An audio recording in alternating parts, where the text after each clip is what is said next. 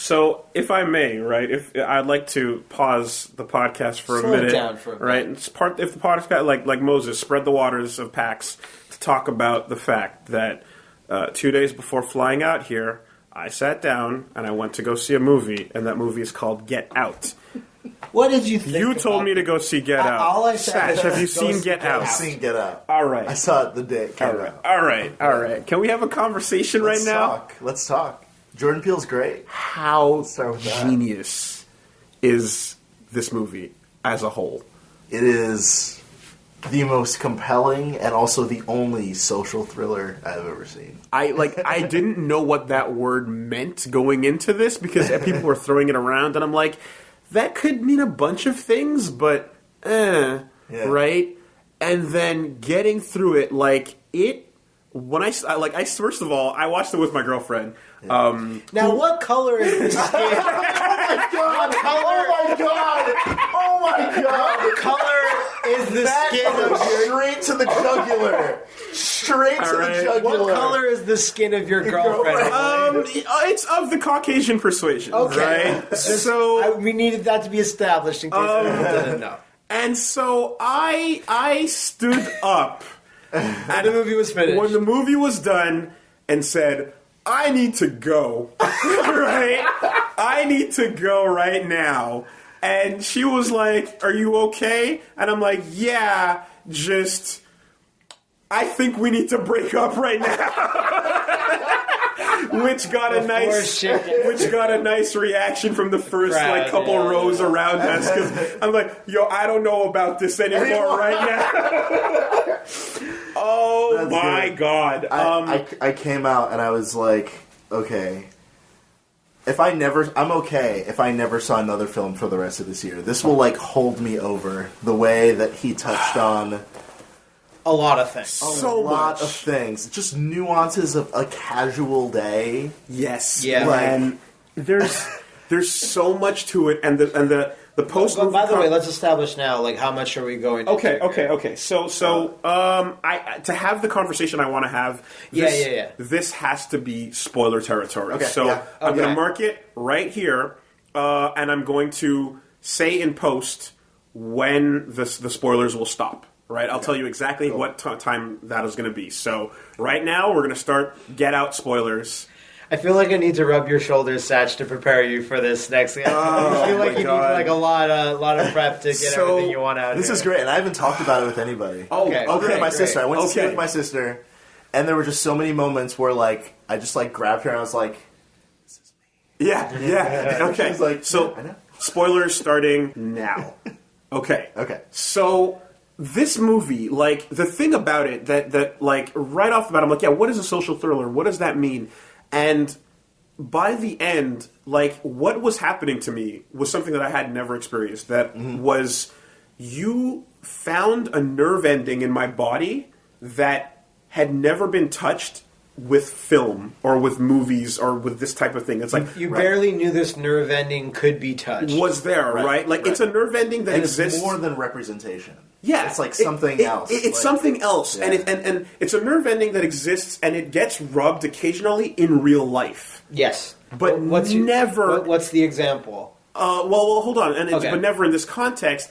And in this, it was it rubbed it, and then it took sandpaper to it, right? Where I'm having those Boondocks moments. Hard down to the core, all the awkwardness of the garden party type moment. Exactly, yeah. And the anticipation of it, man. And the that paranoia when he's when he talks. There's so many things. There's so many things, and I there's so much I want to talk about. Yeah. But go ahead. I mean, so there's the garden party. There's the I saw something in his eyes that was is he there's something wrong here? Yeah. Is he understanding what's going on? And the paranoia, both the paranoia and the misunderstanding of his girlfriend when he thinks that the hold on, just back up for those that we're just gonna just give the very basic setup. black boyfriend, white girl, boyfriend, white girl. Hey, come see my family for the weekend. Yeah. They go up there, up in wherever. But they seem really nice, but then things are weird. Things are weird, in that they have two black workers there, and then the guy's like, that's kind of weird, and then the dad, who seems nice, just kind of goes like, oh, they used to take care of my grandparents, and I felt like I couldn't just fire them, so that's why we keep them around. And he goes to the black guy and goes, I know this looks kind of weird. And then he goes, okay. Otherwise pretty liberal family, feeling family, but with that awkwardness of you guys don't meet or talk to a lot of black people. And that's about it, right? And then, man, I sure love that Obama. Would have loved to have voted for him another time. Exactly, right. And then you just turn the dial up very slowly. Yes. You know? Yeah. And so okay. Here. My favorite scene in the entire movie, right? I want to know what yours is. My favorite scene in the entire movie, was the moment when he's inside and he's talking. Everyone's having that little inside garden party moment where he walks in and just goes up the stairs, and then suddenly the entire party stops and everyone just turns up to listen to the main character's footsteps walking around the house upstairs. Where's he going? What's he doing? Yeah. That social weirdness of everyone suddenly doing something, at that point you had been expecting that you're like, okay, something's wrong here, right? Right. But that is the hardest confirmation of something going wrong, where you have nothing to go on, though. Right? Yeah, because you still don't know what the problem is. You're like, this is a horrible, shitty situation. Something bad is up, but I don't know what it is, and all I can do is sit here and feel awkward about it. Right. Yeah. And you don't think it's you at this point, you don't think it's the thing that maybe the trailer or what your initial expectation was, where all these people want to kill the black guy because they're racist or they're evil or whatever. Right. Up until that point, you're still not sure. And there's an onion of assumption. Yes. And you keep peeling back, and then you're like, oh no, maybe they hypnotized them. Yeah, that's what happened. Maybe. And you don't even piece together all these seeds that they planned in the beginning, between his nervous itch of not being able to smoke and that sort of being his escape rope ultimately. I forgot about the situation where it's a psychologist married to a neuroscientist. What's the situation with that? There are so many small things that were there from the beginning for you to work with, and as you start putting together clues more, they allow you to arrive at those conclusions as you start seeing things. And then you see the laboratory and you're like, oh my god, this is the situation. This is why even the Asian American man who starts doing the same thing. Yes, and you're like, why are you here? And why are you saying that? Because at the garden party, there's all these white people, and you're at this point thinking, it's there, that's what it's going to be. But then this red herring of an Asian man is there to make you go, wait, no, that doesn't really make sense. And he says this thing that, this is generalizing, that a minority just wouldn't say. It just doesn't make sense. You wouldn't expect that to come out of his mouth. And you're like, what's going on? And that's the brilliance of it. So you start off with this, the setup, the setting is the character. The main character is, he's like, hey man, my girlfriend, do your parents know I'm black? No? This is going to be weird, right? And that's what you're going in, right? And you meet, one member of the family, which is the son, who is like, yeah, that guy's got a hood. And somewhere, he just came from a Klan meeting almost. Right. You could see that guy being the insane, typical... He threw off the scent. You're talking about the son, right? The son. He threw off the scent because he made the parents seem totally normal and totally chill. Because of how extreme he was, right? Yeah. But you're going in basically going all right, no, this is going to be what it's going to be. It's going to be awkward. They're going to be like, they're not Hicks, but they're like, yeah, no, black people. We don't like that. Right. And then you're like, okay, but they're living with them. Therefore, it can't be we want to kill them or anything. It's just a... maybe we want to see them subservient to us, right? They're not they shouldn't be having. They shouldn't have their own will. Your brain starts racing, right? By the time you get to that garden party, you start going through the same levels that you would in real life. In real life, when these things happen, it's like, all right, he dropped 3 weird racially charged statements, because of your genetic makeup, man, you'd be a beast in the ring. Right, exactly. Yeah. Those kinds of things, where there's sort of which that's happened. Oh, of course. That's the assumption. Right. That kind of stuff. We're like, oh yeah, you have a stronger jaw. And all this other random shit. So, what sport did you play? What sport did you play? It's like, I didn't play basketball. Oh, okay. Yes. No. Absolutely. There's this. What you do in the movie is this thing where like, oh my god, I can't believe I've actually never been in a context like this where I could say this out loud, but it's sort of like, you're in this like ethnocentric context, and like you're around a lot of white people. Like, Yeah. I'm sorry, I'm doctoring. No. Do it, man. And you start with the question, even if it's not intentional or not. You start with the question, am I safe here? But not like safe in a violent kind of way, but like, is this an area where I'm going to be like radically accepted, right? You know what I mean? Mm-hmm. And like to the point where there's not going to be any kind of misunderstanding. No one's going to feel nervous or feel like they need to say something or say that they're colorblind or anything like that. And people are talking to you, and you're listening to what they're saying, and you're also like listening to find out like, is this person used to being in a monocultural situation all the time?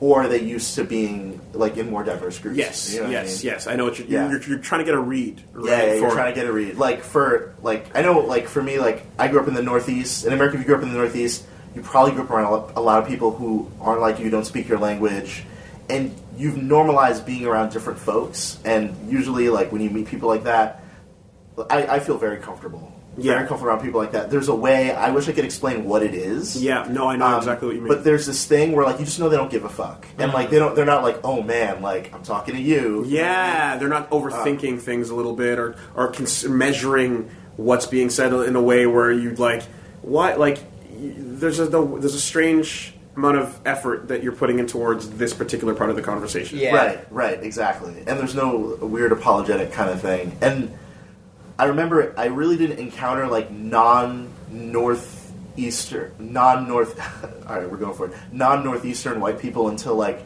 late college, post college. Okay. Because it had a lot of like imports, meeting people that kind of moved in, maybe new people in the workplace or whatever. And I realized like there would be sort of this like, I don't know, I want to pick my words wisely. It's not like a tension, but like a learning curve maybe. Okay. To like talking and meeting different people halfway, and like I've definitely learned how to like accommodate that in a kind of way.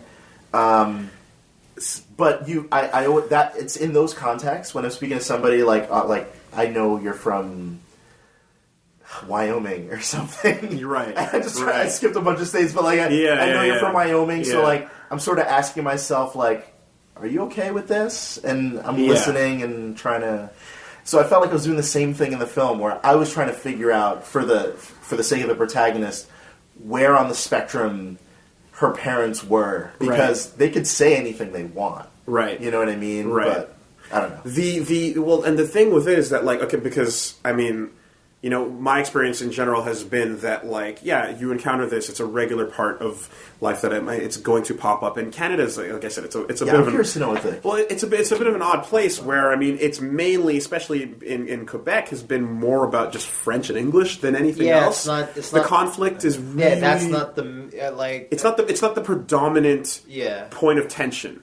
Yeah. You know, so that kind of changes a little bit of the frame of reference, but that doesn't completely eradicate it, because I've been in many situations where you're standing around in this environment trying to get a read on it and trying to get a read on who you're talking to, and like you have this defense of like, okay, I'm just going to laugh off the ridiculousness or the ignorant moments, right? You have That's to you put that up there and you just be like, all right, man, like, okay, we're doing this, sure, you know? And you have almost like some pre-canned responses ready to go in some situations, you know? Your Mass Effect wheel has these 3 or 4 responses. Yeah, no, absolutely, You're prepared to save the face of the person who says something. I'm expecting it, right? Right. And you know, whether it's that guy in the like, who's the friend of the family that's just be like, hey, yeah, Bob Marley, man, whatnot, and I'm just be like, well, maybe not necessarily, right? You know, great right. musician, but not for the reasons you know, you're not like, maybe not, you know, like I get you know who remind me of? It's insert black guy with glasses, Malcolm X, Randy Jackson, certainly, yeah, okay. Too. All my friends' parents, I've totally had them meet the parents. I've only dated white girls. Yeah. So coming into this film was very exciting for me. And in that situation, like it's always been, oh yeah, remind me of Malcolm X, and like I'm expecting like, yeah, I know here, there's a poster. Yeah, wait, you're not Malcolm X. So and damn, and the other swing on it is that like my girlfriend's parents at the moment, like especially the father, so similar in that same very loose. Very much wants to let you know. He's like, yeah, man, I'm a very liberal guy. Like he just wants you. Like he loves rap and hip hop, and he wants to talk to you about it. And it's just he's reaching over, in the way that he's walking through the house, talking about experiencing different cultures. I'm like, dude, that is exactly what her dad is like. Yeah. So you're watching the main character in Get Out now, going through this, especially at the party where he's getting this read on everybody, and he's keeping the like. He's got the loaded gun of that like disarming laughter that we have ready to go, right? He laughs a lot in this movie. Because it's all you have. Like you said before, that's his defense, and that's what you're saying you use sometimes. So you're like, all right, man. But he's even more subtle on that, where he just goes like, right. And he's getting, okay then, all right. He's got it ready, like we all are used to. But then he's also trying to read like when it's getting a little bit worse. He's like, now I just don't want to fuck up the relationship, but this is bad, while dealing with these weird red herrings that are making you, the viewer, swerve off the path. Because you're like, how is it the racist angle when now we just introduce someone at the garden party who is going out with a black guy? Clearly this is a couple, an older white lady and a young black guy, and everyone's cool with it. There's not a problem. So you're like, it can't be the inferior angle. It can't like... We need it doesn't. We want to get rid of them. It can't be send them back to Africa. You can't get a read on what the intentions are because here's another situation that breaks the mold. It'd be really nice and meta if you don't have to, but I would appreciate him when he sees the Japanese guy at the garden party and he goes, "That shit's a red herring." That guy's there to throw me off. Yeah. He himself, he'll be looking around, or when he's talking to the maid upstairs, and he just kind of sees some things, and he just goes like, am I on candid camera now? Because there's some things that are not adding up. Like he himself starts to realize I don't know what's going on, and he almost seems to kind of give up on figuring it out and just goes, all I need to do is probably get out of here. And then when he talks to the girlfriend, he's like, let's just leave. I don't know what's going on, but we need to go. And of course, the genius of the moment where the guy, the black guy that does, Andre, who he wakes up for a moment and he's yelling, get out at the main character, and you're like, is that an aggressive get out, or is that a I'm warning you, out of concern, Right. That was the moment. That's where that was the most compelling acting, because it almost felt like he came into himself when he said "get out." Yes, I read it 100% as, oh shit, he is possessed. That's not who he was. Yeah, but the color returned to his eyes in that moment, you know. And it makes you look at those the couple the maid and the groundskeeper as you guys are weird, but I can't tell what the weirdness is. It's not like you're lobotomized in this way. There's something off, and when and then you bring it back to the personal experience of when you're in one of these situations, right? It's not something I particularly like, but it has happened. It's a natural response, I feel, at least sometimes, when you are in a situation where the people are doing this weird, awkward, we don't talk to a lot of black people thing, and they're not 100% sure how to handle talking to you. Yeah. So every topic has to be tangentially related to something that'll keep you appeased or happy or whatnot. Right. Is you might look around the room and see if there's anyone else black in the room. Right. And you might look and see okay, I got someone over there. That's a grounding point. And I might go talk to them, and at least to just feel out this situation and go how about this, right? Yeah, it's almost like a little save point. And it's not great. It's not, but it's there, and it's a shrine. It's a little bit of a thing to replenish, and you don't notice it when you walk into a room where that vibe isn't happening. When everyone's just we grew up around. Who gives a fuck? Our whole lives, and you're just everyone's fine. You don't count or notice or any of that. But it's only when you suddenly start to feel different that you notice the others that are different, and you might go hey, what's up, to talk to that person, Yeah. And I've been in those situations where, like, yeah, me and the other one black girl across the room, or like black guy across the room, will gravitate and start hanging out and like just, you know, talk for a big majority of the party because it just went that way because we felt weird otherwise, and to that context. Felt a little grounded and familiar. So you have main character now trying to do that, walks up to Andre for that comfort. Yeah. And the worst thing happens, like, The complete doesn't have rejection of it, down to the point of, like, hey, props? Like, no props, right? And down to the level of, like, our conversation doesn't make sense, nothing works out. Yeah, hand over the fist, right? And then you double down with that when he's talking to So that was my favorite scene in the film. The maid upstairs. For the same reason that the scene that you had was your favorite. Like, that was sort of like the turning point for me, where I was like, okay, shit's up. Where he notices that his phone, he'd been trying to charge his phone. Yes. It's kind of a hint that he'd been very, like, particular about charging his phone because in case he needed to, like, leave or something, he wanted to be able to fully charge phone. Yeah, because when he talks to his friend, he's like, let me know if there's anything crazy goes on. It's exactly. like, I'll get you out of it, whatever. Yeah. And, like, he notices his phone is unplugged. And I think it's the second time he notices it. Yeah. So at that point, it's, like, in his mind that someone is unintentionally unplugging his phone because he clearly remembered plugging it back in. And he turns around and he finds the maid, who we sort of later find out is, like, the grandmother. Yeah. And I can't remember what he says to her specifically, but he says, like, yeah, he says, it's like, do you like it here? Or something like that? Or He says, I find that, you know, just like a bit too many white people for my taste. He says something like, I'm a little uncomfortable with the amount of white people here that, you know. Yeah. And then you see the look on her face, and the whole time she sort of has this, like, brochure, like, veneer of, like, a smile and sort of, like, a calm enthusiasm, like, something you might see on the cover of, like, I don't know, a flyer, maybe a flyer you find in Colombia or something. Sure, you know what I sure. mean? And, like, it just slowly becomes, like, this melancholic, and she starts crying. Like this big fat tear runs down her cheek, while still maintaining the veneer expression you just described. But and a very genuine no. That hasn't been my experience at all. Yeah.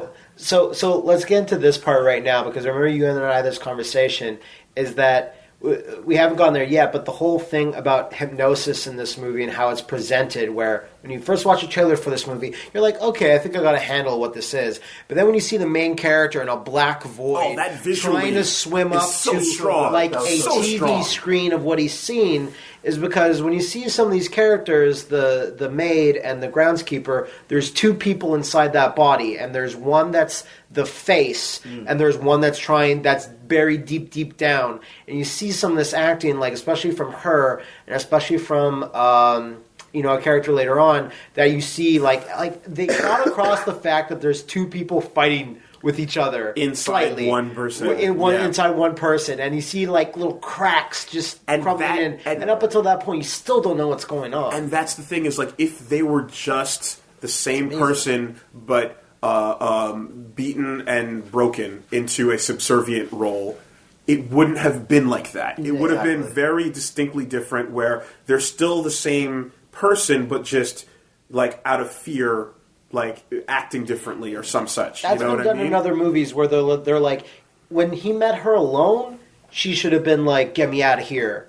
Or something, like, take me with you. Like, that's what happens in most movies like this. And so now... And that's such proof, like, that the message that it drives home for me that I really like is sort of like, culture is rich.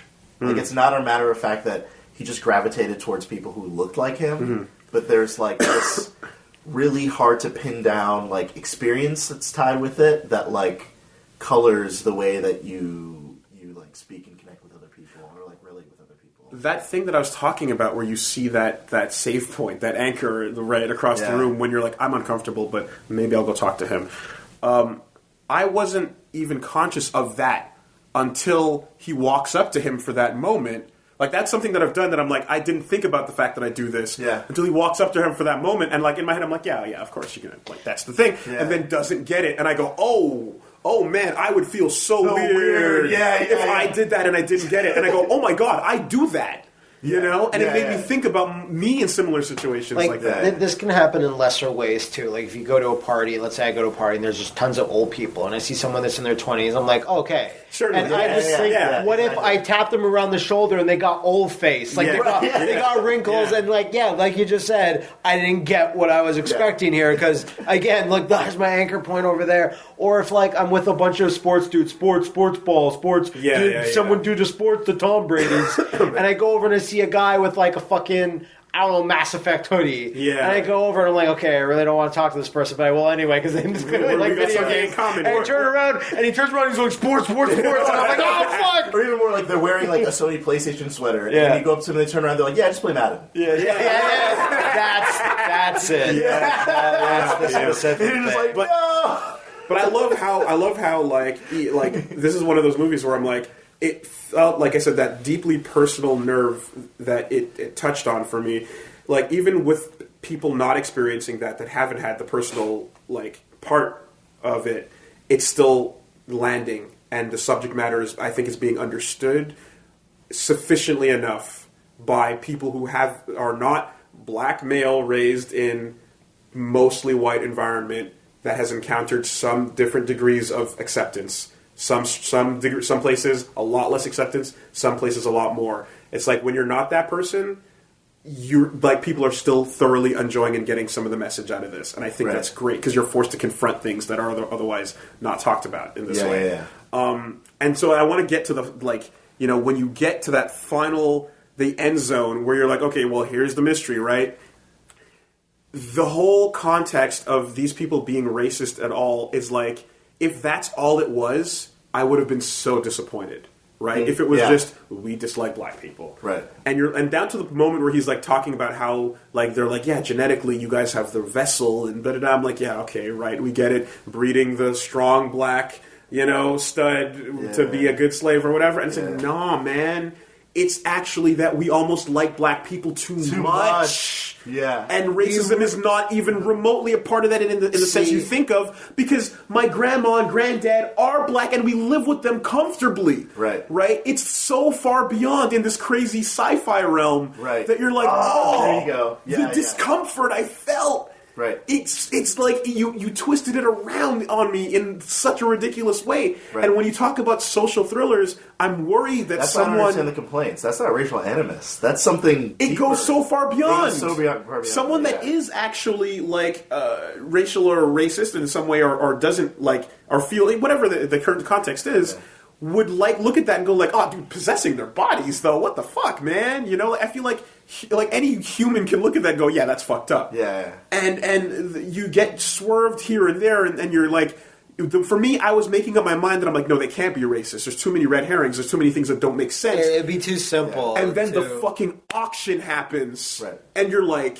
oh my god, it's an auction? Like, I didn't get it until you get that moment, and he's counting the numbers silently, so they put up the bingo card, and I sunk into the chair. It's an auction block. Yeah, and it's perfect. Because I'm like, that's the most fucking plantation-era shit and it swerved me way back onto the incorrect path from the beginning. You know what? It could be worse. It could be worse, because doing it in person, having the auction in the backyard, I think there's a certain, like, you know, old world sort of feeling of the. Imagine if they're like, all right, go onto your eBay page, buy now or place bid. Yeah. Like there's a distance about putting this poor guy on eBay. Yeah. And be like, this black man comes with 2-day shipping. But that end goal is so much more sinister and nefarious compared to just, we don't like your inferior race. That you get to this whole weird place now where you're like... I mean, there you get the marriage of discrimination and how it expresses itself in appropriation, and it's sort of like,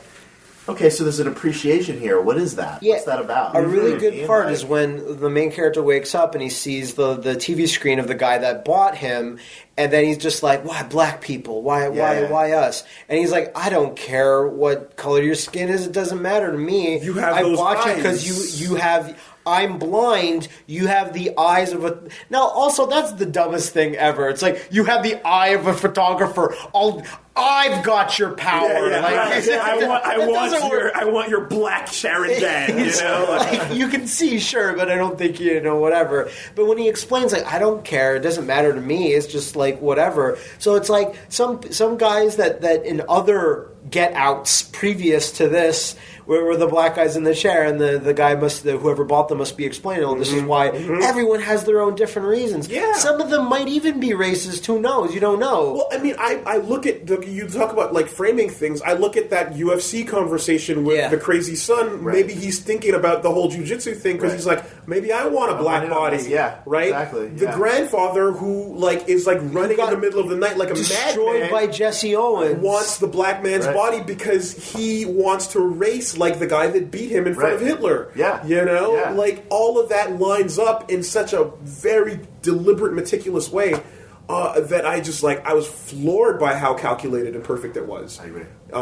The end where you're like, oh my gosh, the cop car. The cop car. It's done. No, yeah. Yeah. You just like that feeling of like, it's you're gone. On top of her. Yeah. It's all there. Like, and then my brain went, no, wait, hold on. But before it even happened, I'm like, this is a coin flip. This is a coin flip because 50-50. the only other cop car we saw in the movie was the beginning with the cop that was going to ask for the identity, which that was she at the hid because she didn't want anyone to know where this guy was going to be when he goes missing in a few days. But like you get which you think she's a hero for doing that, and it's like no, right? And you get that coin flip with the cop car, and it's like yes, they went down to a precinct in the middle of the movie, and they didn't show you any other cop cars because they don't want your brain to associate anything else. That's good. There were so many details. The affection was in the details with this film. Even, like, everyone keeps talking about how I was texting with my sister about this, like, 48 hours after we watched the film. Like, the detail of, when she types in NCAA, like, top liners, right? She's searching on the black man catalog. Everyone's talking about, like, hey, man, this is super weird that, like, she's eating the cereal and milk separate. Yeah. She was eating Fruit Loops, separating the individually colors from the white milk. Yes. Like... Absolutely, right? I didn't think about that. Yeah.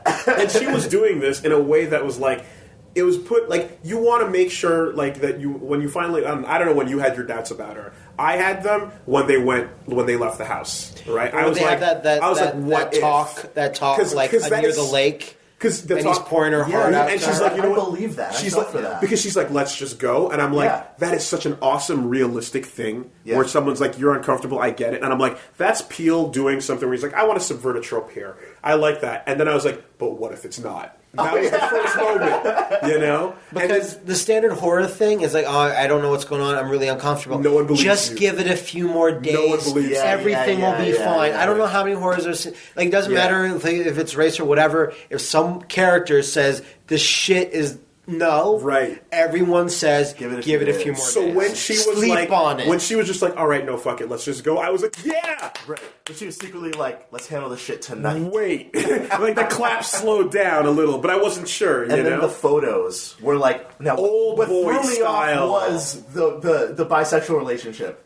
That's what threw off the set. Yep. And then the moment you see that at the end, it's like... It doesn't matter. All right. It doesn't matter.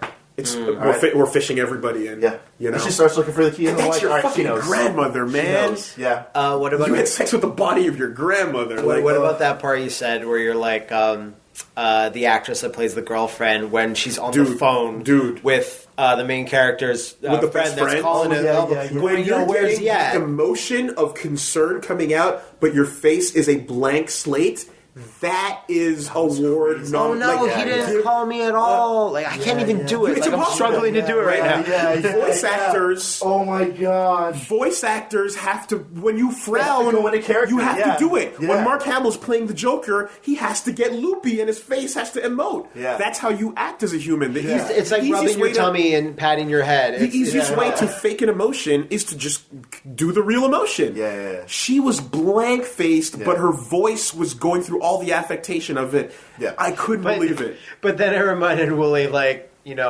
ADR does exist. Could have been just done that. Like, fuck you, Matt. Don't know for sure. Fuck we'll you. give her the benefit of the doubt. Yeah. I just, like, every angle of it, you know, when it was like, of course, you get the moment of, and it was sprinkled with comedy at the right parts. I like that. Right? Yeah, I really appreciated that. Like, when everything was really tense, the best friend came in to just sort of like Lower it down. It's like they're obsessed with. It's like a sex thing for him, like a BDSM Sex slave. thing. Yeah, Sex slave. Or of course, when the grandmother walks out and she has the no moment, and you're like, oh, what the fuck? You're super comfortable, and then you get the bitch is crazy, bitch is crazy, you know, all that. Good. It was perfectly timed with those moments, you know, and of course the last beat of the film, you know, I told you not to go in the house. Right, yeah, exactly. Like Key and Peele. Well, Peele, right there. They know. They know how to just loosen it up, man. There's so many little things. So many little things. Like I didn't even catch, you know, the first time when the waitress is pouring out and she spills. She spills his, yeah. Yeah, the reason why it spilled that my girlfriend caught was because the teacup got hit. Like the mom had the teacup with the spoon. Oh my gosh, get out of here. And she hits it for like it makes a little bit of a sound and she goes, ugh, and that's what caused it. I never think about that. Because why would you at that point? In the moment, I pinned it as like when he said like, "Oh, I think that." Like he was a bit paranoid that she was maybe mad that he was dating a white girl and that he was part of the family. Right. He was like paranoid about that. I thought, like that was so cool because like I was like I've totally like felt that before. Like I've totally felt that weird tension. Something's like, up rare. Or like when he meets the groundskeeper and he comes to her, he's like, I think he probably has a thing for you, and he doesn't like that I'm dating you as well. Right. And the whole thing when the groundskeeper came running at him, and then the next day he's like, I certainly hope my run didn't disturb you. Yeah. And he's like, what? He's like, I was running. And I made a sudden turn. Yeah. And then, like, again, all these moments of... I knew I was being weird. I'm sorry. Yeah, I knew I was being weird. The fact that he can't apologize, like, oh, that was sudden. Mm-hmm. Because that's, like, I guess the old guy going, don't want to lose this guy either. Yeah. They had to have screwed up a couple of times. I mean, like, the first scene in the movie where Andre gets kidnapped, like, that lacrosse stick made the comeback at the end of the movie. That's what he hit him with over the head. You're right. He hit him with the lacrosse stick. Yeah. And then at the end, he's twirling it around, you know? Yeah. Oh, right. And the one thing... Dude, and that moment when he's walking through the suburb at night, I was like... Oh, of course. Yep. That was the mini moment, right? Yeah, that was the mini moment. I was like, okay, they're going to write this right. Like... Capturing that in its authenticity and having you go, okay. Oh, and then... I'm worried, yeah. You know that he knows, right? Mm. The thing I adored, by the way, is once this gets cranked up to 12 and it's like, fuck it, it's on, it's happening, we're getting out, right? I love how there's always a thing, and you can back me up on this or not, because maybe I'm wrong, but I feel like in most movies, and especially in horror movies, when it's time to actually start killing people and taking lives as a protagonist, it always has to be in self-defense or justified with... like someone else's life is threatened or taken, right? Mm. In this movie, it never actually got to the point that someone died, but what is happening is so sinister that he takes the first initiative to absolutely murder them. And you're like, that's hyper justified. I'm way okay with it. Right. He kills everybody. Yeah. And it's so okay. I don't even really think about it. No. It's not like a slaughterhouse thing. Like there's a similar justice served in Django. Yeah, okay. Under the same premise. Right. But that feels so much more like a slaughterhouse than what he did. No, and the girlfriend is the one, she pulls the gun out and you're like, okay, we're in the moment where it's like, yeah, you can do whatever because she shot a gun at you. Right. But usually that scene has to happen first. Right. And everyone sets everything off. Yeah. Yeah, and then everyone is like, okay, they're down with murder, great. Now they're bad guys, we can morally mark them off. But it's like, no. Like here, he drew first blood and it was brutal and violent. and super called for. Right. You know, like that was well deserved, and you didn't play. And not flawless either, because he got into that whole wrestle with. Of course. Yeah, it wasn't like a super perfect round. No, you know, Was grandma's lying on the ground. All right. Grandma's lying on the ground, and you're like, dude, just get out, just leave. Like I think I've seen too many horror movies to like properly say. Like I'm going to assume that there's somewhere something similar, but like I think it's probably uncommon where that happens, where it's like, yeah, a death needs to occur. Because then you don't. Because suddenly you go, oh, that seemed a bit like, no, you're not a good guy. You did the bad thing. But because You the main didn't character was defend. brought to the extreme all the way, but no one was hurt during it. But he was Yeah. brought to the edge of, normally a character like goes through a bunch of like murders, or like someone is being like chopped, or my friend is dead, or whatever. What's going on? Yeah. And then they figure out who it is. But this is just, nothing actually really happens until like the last 15 minutes, where he's like, he has the full story. Now you can go ape shit because you've gotten the full story. You didn't need a bunch of deaths to get there, Right, yeah. or a bunch of injustices done to you. Like, what's going on? Yeah. Like he got hit over the head once. Yeah. Even the brainwashing movie that's like super duper fucked up ends with this punchline of the family going like, all right, goodbye. Like old school, silly Drifted off. whole family film, you know.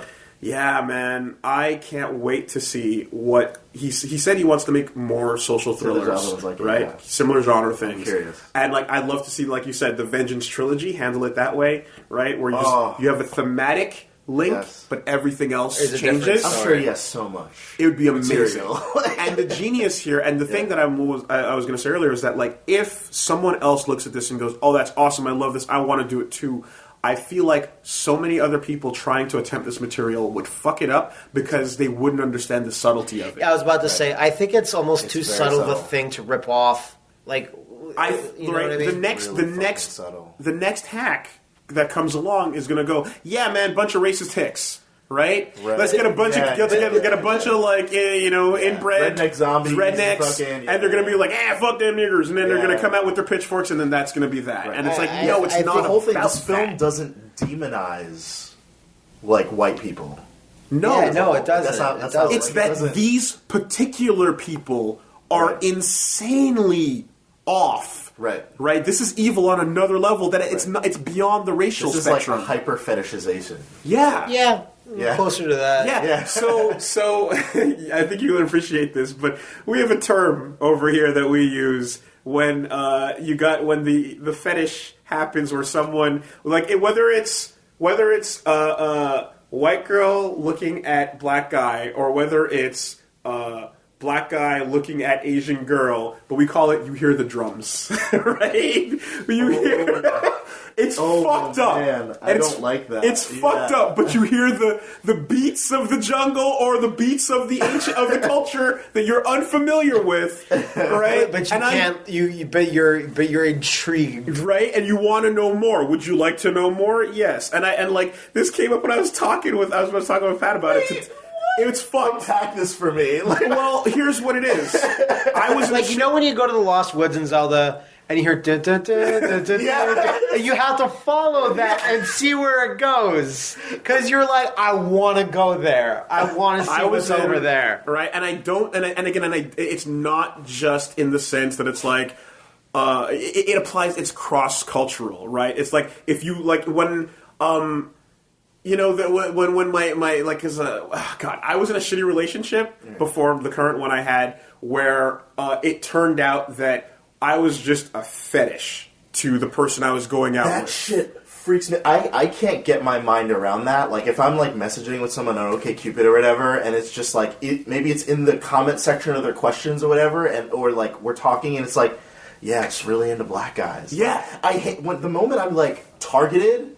It's like, I feel like a piece of meat. Or at the very least, it's not even that, like, it's like, if that's what's happening, then that's what's happening. But when that's every interaction with me, right? Like, and like in this case, it was hidden, and it didn't come out until it came out, and when it came out, that was the end of that. But it was so weird, and I didn't know, you know? Yeah. And it's not that you can't be into things. Like, being into things is totally natural and fine. You can, but often there's baggage with it. There's this expectation to, at least for me, like, an expectation to be this kind of way.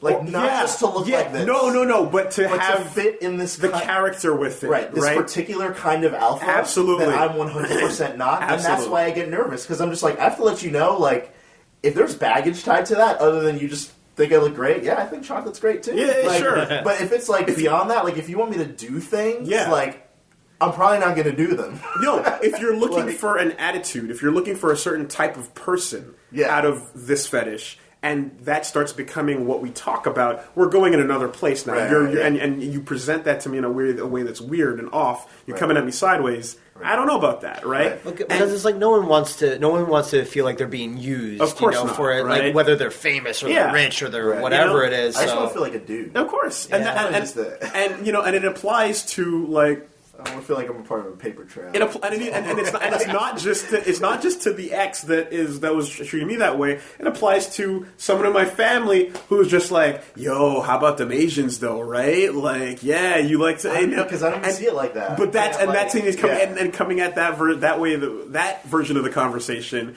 and it's just like, "Oh, I get it. You hear the drums." You hear them in the distance, and your head perks up, and you just like, what is that? You know? Yeah. So that's that kind of what's this intoxicating rhythm? Right? Yeah. And so it stems from that little. You take that little piece of like this other culture. What about them? And then you just crank it until the knob falls off. Yeah. And you get this movie, man. Yeah.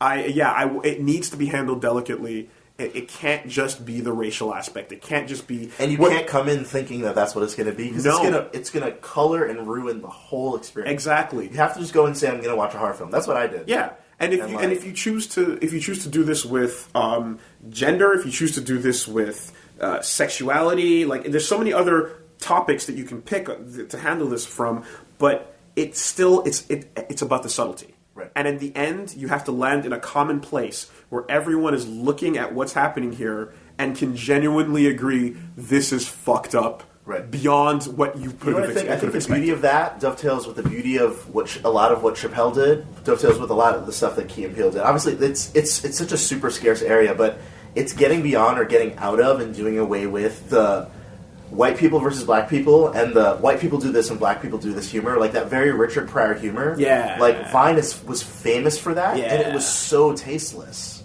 Like, because it was really not interesting. Like, a lot of the people that were sort of consuming that, I feel like, had a pretty basic understanding of the cultural differences, and it wasn't really funny as much as just kind of, like, interesting to see. And when people would, like, caricaturize that and, like, turn into this big thing where, go ahead. It had this inverse effect where it was like this chicken or the egg where, like, black people are, like, thugs and, like, white people are hyper-proper, Puritan, like, Dutch Germanic, like, whatever. Like, drive like this. Exactly. Yeah, it was like versus 10 and 2.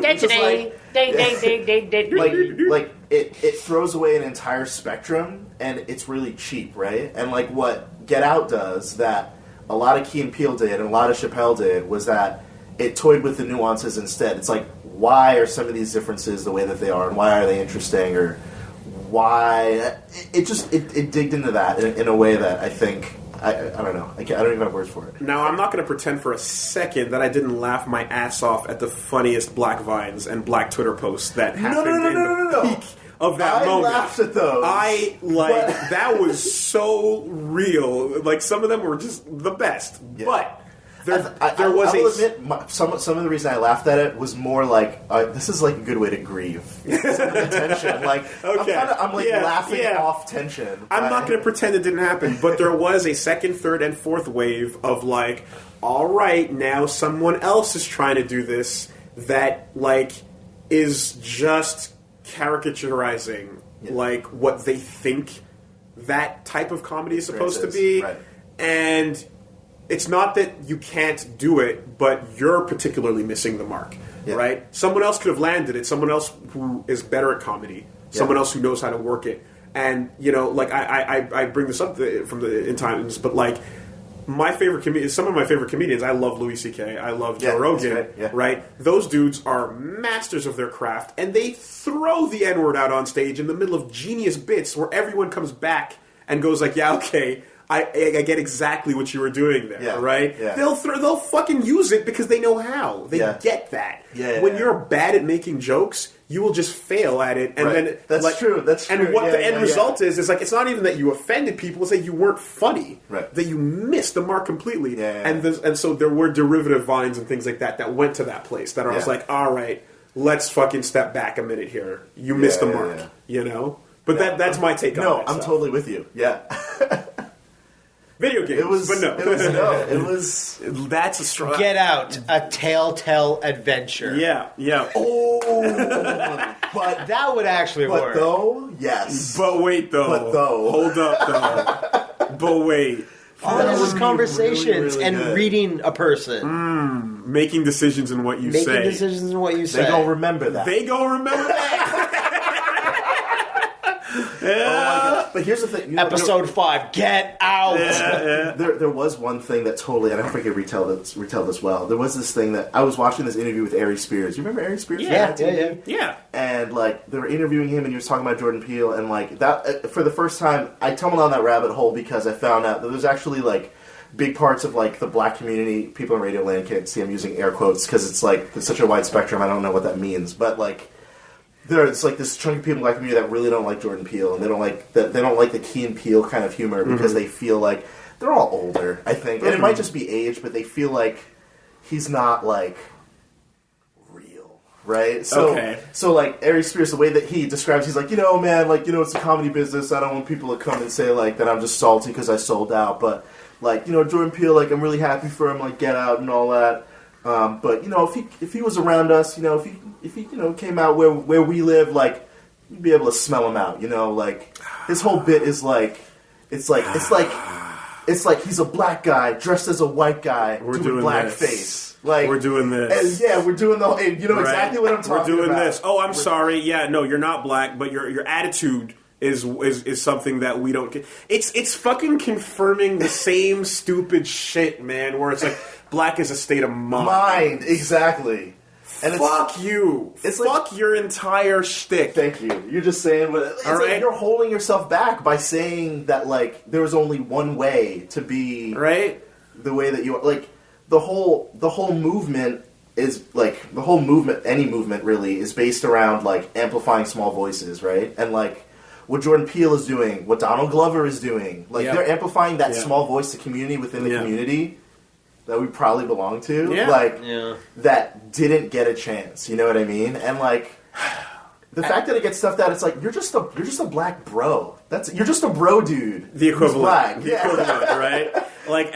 You'll be able to sniff it out, but it's like that doesn't matter. Like I stopped caring about like he's all right, but he's not real. Like dude, that's not interesting to me. Like, I have a notch that follows me around that says that I am the whitest sounding black YouTuber. Period.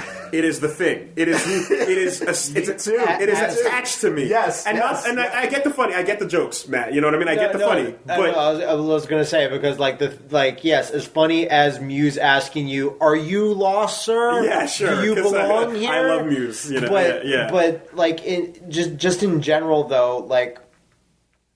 Well, we did a video before where I think it was like Diss Jam or whatever, and you were like, yeah, black is a state of mind. I was like, yeah, of course it is, as a joke. But like the other sort of side of it is like watching a movie like Get Out. Well, first of all, what did Peele do before this? Like they were Matt talking TV, then Matt TV, Key and Peele. Okay, and then a couple other acting gigs like Fargo and yeah. So I went into it. Like with not really an understanding because they did the Keanu movie before, which I never saw and I never understood because like you said, it crossed with that weird Kevin Spacey cat movie or something and I was like confused. That. You mixed them all, And I had no prior like understanding of his other previous works, and I just went into this just going like, yeah, it's a really good horror movie. And again, I thought the premise was racism and stuff, and I thought that's all it was. So when you saw it and you were kind of like, no, but it works on. Like another level for me, and I was like, well, yeah, of course it would, because in the first 10 minutes of the movie, I was uncomfortable but I didn't know why yet. Right. But I'm just like that way where I'm like, what's going on here? I don't know. But it was like that. Like again, I don't have that nerve. You did, and it invites you on the plane. But and it says, "Take a seat." All right. I'm gonna let you. And you know what? I'm not locking the cockpit door. You're gonna see what the pilot sees for a minute. You know, that's what I love about that. And that means something, and it does way more than the kind of social like currency, because it's just social currency that Ari Spears talks about, where he's just sort of like, yeah, you know, like.